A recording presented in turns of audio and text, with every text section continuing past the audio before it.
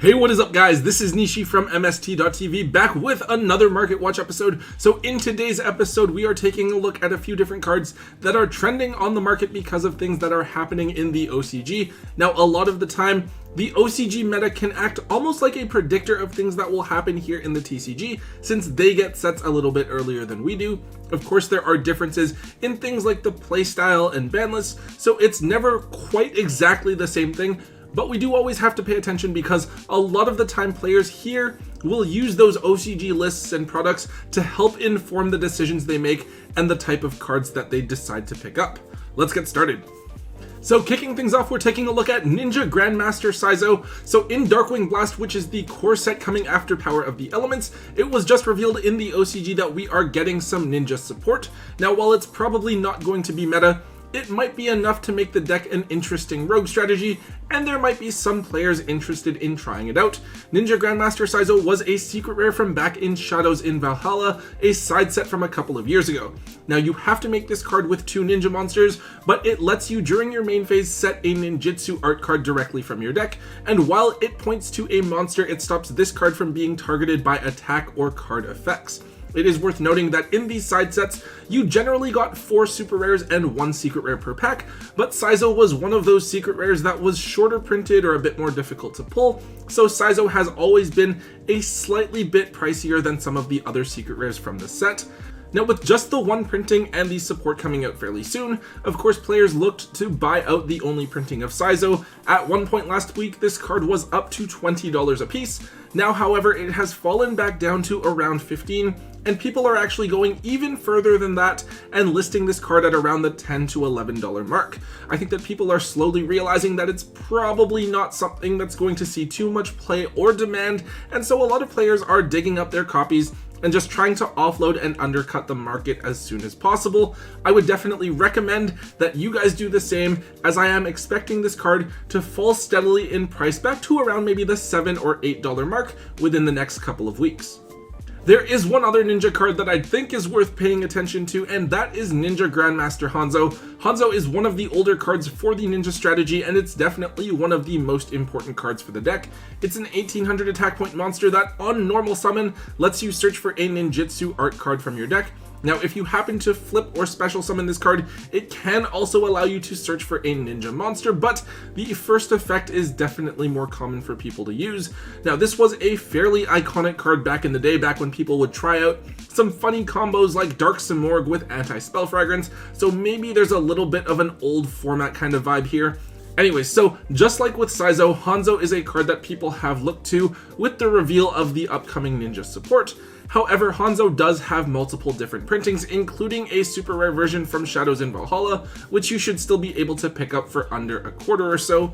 However, it just so happens to have a couple of higher rarity printings that are a bit higher in terms of price. Now, the ultimate rares, which do look really nice, are up at around $40 for the unlimited copies, but $55 for the first edition's lowest on TCG Player at the moment. And then there is also the secret rare version, which, by the way, came out in like the best tin ever. That tin had Tour Guide Maxi and Rescue Rabbit, which was crazy. Those secret rares are up a tiny bit as well. They're a couple of dollars a piece.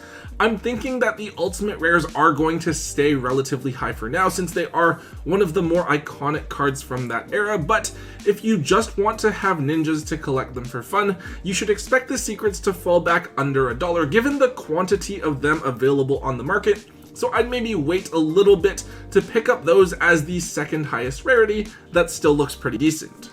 Alright, so a weird card that we're going to take a look at briefly, we next have Guard Dog. So this is a random flip effect monster with a pretty simple effect. When it is flipped face up, your opponent cannot special summon for the rest of the turn. Now, one of the other archetypes getting support in Darkwing Blast is the Prediction Princess theme, a ritual-based deck that focuses on using and abusing flip effect monsters. Now, in that deck, they are able to summon out Guard Dog from the deck and flip it up during your opponent's turn, basically locking them out of playing the game entirely and setting them up to be OTK'd on the following turn. This was actually a thing that the deck could do before, but I guess with the new support they're maybe able to do it a bit more consistently, which is cool, and it kind of put them a little bit more on the radar. But honestly, they're probably not going to have any sort of impact on the meta. Guard Dog is something you've probably seen but just overlooked before. It has just 2 common printings, but I don't think it's ever seen any sort of meta play. There are 2 common versions. The one from Enemy of Justice, which is a core set, that one's pretty easy to find. Those are just like a couple of dollars. I think a few copies have actually sold for as high as $3 each for near mint on TCG Player, according to the last sold listings. Now there is also a DRO4 version that's a common, but with how short printed that set was, it was pretty quick to clear off the market. I personally would stay away from that version unless you happen to notice that you have one at home that you can maybe try to offload for a few extra bucks if anyone's actually willing to pay up for that copy. I guess another thing that's worth noting is that while there may be a lot of quantities of the card, a lot of them are like damaged, right? But if you're okay with a played one, then you can probably still grab this card for under $1. I definitely don't recommend buying into this unless you really need like that one copy for your Prediction Princess deck. Rather, it's for you guys to know about so that you can dig this card up out of your bulk and have it available just in case somebody asks for it. Okay, so this is a cool card that I'm glad to see back again. It is Evil Swarm Exciton Knight. Now this is a card that was banned for quite a while, but it did come back off the ban list. It didn't do too much despite a lot of initial hype, but it has now managed to find a way back into the meta just a bit. Now this is a generic rank 4 monster where during either your main phase or your opponent's battle phase, you can detach a material, and if your opponent has more cards in their hand and field than you do, you get to destroy all cards on the field other than this card, but your opponent doesn't take any damage for the rest of the turn. I guess it's kind of like an evenly matched Zeus hybrid, but it destroys. Kind of a really cool card for decks that are able to make rank 4s. Now in the OCG, the Ishizu Tier Elements deck actually uses this card as an attack in the extra deck, as they're able to use the board wipe effect to clear different floodgates from the field, such as Dimensional Fissure. Of course, we won't have that deck here in the TCG for a while, since the Ishizu cards aren't expected to be released until November of this year, but it's still an interesting tech that we should be aware of. In terms of price, it is the original first eds from Legacy of the Valiant that caught my attention. There are only a few copies available on TCG Player, and those are like $50 each, which is kind of crazy. There is also the Megaton Secret Rare, which is somehow only $6, and then the Battles of Legend Ultra Rare reprint, which is about $3 a piece. Honestly, this card looks beautiful in Secret Rare, so that's what I'm preferring to play. But with a $44 price gap between the 2 Secret Rare printings, I think I would just pick up the Megaton reprint rather than the original if I was to go out and get one now. This big of a gap, and this few quantities of the original available on TCG Player at the moment tells me that the original is going to gradually drop in price as people slowly start to list their copies back onto the market. And over time, the Megaton reprint should go up a little bit more, maybe to around $10 to $15, to try and even out a bit with the original printing, since they are both secret rare versions. Of course, hopefully you can alternatively find an ultra rare, as those were quite easy to pull back in the day, and you should be able to grab them for just a couple of dollars, especially since you only need to play one copy of this card in your deck. Alright, I swear I talked about this card not that long ago, but I don't really remember this card being that expensive, so I'm going to mention it again. Let's take a look at Ronin Toten. So this is a piece of the Frog engine, despite not having Frog in its name, and you can special summon this card from your graveyard by banishing a Frog monster from there. Now in the Splight deck, one of the most popular engines to use is the Frog engine, consisting of Swap Frog and Ronin Toten. You can choose to play Dupe Frog as well, but there are some builds that have cut it for other techs, and that's why Ronin Toten is the other piece that's on the pricier side rather than Dupe Frog. Now in Splight, this is a necessary brick that you have to play, since you can dump it with the effect of Swap Frog, then revive it back by banishing another copy of Swap Frog to make a Totally Awesome, which is a free Omni Negate. With everyone expecting Splight to be a tier 1 strategy, at least after the release of Power of the Elements, a lot of people are kind of scrambling to pick up their Frog engines. As a result, all versions of Ronin Toten have gone up in price. We have the super rares from OTS Tournament Pack 4. Those are crazy, they're like $30 each right now. However, the card has 2 common printings, one from a core set, which is like the Shining Darkness, I believe, and the other one is from the Ice Barrier structure deck. Each of those is actually going to cost you around $6 to $7 each, which is quite surprising because I remember when the structure deck first came out, those reprints were down at like $1 or so. Of course, no one really bought into the Ice Barrier deck, so it probably didn't help out the supply all that much, and so as a result, we see the price for even the common versions from the structure deck being relatively high. I believe that this is just a one-of in the Splite deck, so you just have to kind of like suck it up, buy the card for a few bucks if you're planning on playing it. If you happened to open some Ice Barrier structure decks, or you found some Ice Barrier structure decks somewhere on clearance because no one was buying them, this is definitely a card to keep note of and have available for sale when Power of the Elements comes out next month. Next up, let's take a look at Soul Drain. So this is a fairly simple Floodgate continuous trap card, kind of similar to Skill Drain, which just went from 1 to 3. Soul Drain is a Floodgate that stops monsters in the graveyard or that are banished from activating their effects. This is pretty simple, but could be effective against the upcoming meta.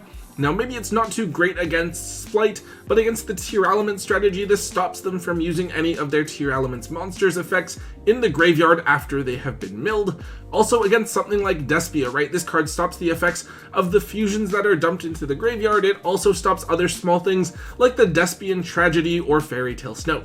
Super cute card, but as a continuous trap card, it is vulnerable to things like Cosmic Cyclone and Twin Twisters, but if they don't have the out, this card could basically just stop them from playing the entire game.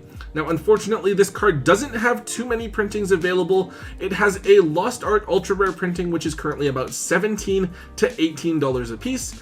The card also received a super rare upgrade in an Astral Pack, I think Astral Pack 4. Those are around $10 each. And then the card was originally in a core set as a rare. Even those copies are going to cost you about $8. Remember, this card was at 1 for quite a while, and then it went to 3 kind of like randomly. So a lot of people probably just had the 1 copy and then felt that they should pick up 2 more after seeing it go to 3, which probably ate up a lot of the supply of the card. Hopefully this does get a reprint in one of the upcoming reprint sets that we have throughout the rest of this year to make the card that little bit more affordable to counter the upcoming meta.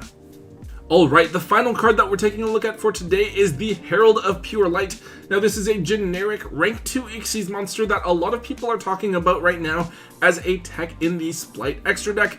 You can detach a material from this card to add a monster from your graveyard back to your hand, but then you also have to put a card from your hand back into the deck. Now, basically, this card is just a really diverse option that's kind of nice to have available for the strategy. You can potentially add back a hand trap if you already kind of like have everything that you need and you just want an additional interruption, or you could add a combo piece back to your hand to complete a combo after your opponent has broken through your board. It all just kind of depends on like what resources you have available and what the situation calls for. Now, I don't know if it's a necessary piece for the deck, but it's definitely something that a lot of people are kind of hyping up. Now, oddly enough, this is actually a $20 card on TCG Player at the moment. It only has 1 super rare printing from Judgment of the Light, which I think was back in like 2014, something like that, and this card wasn't even included in the Megatins from that year, so quite a bit for a card like this. Honestly, it's just like a waiting game at this point to see when this card gets reprinted versus when people start using it and really valuing it. If we want to compare it to something, we can think about something like the Sky Cavalry Centauria. That's another card that we needed a reprint of for so long. It just took forever for Konami to give it to us. It kept on going up higher and higher in price the longer we went without that reprint. But when the reprint finally came, the prices came crashing down with it. Expect a similar thing to happen with the Herald of Pure Light.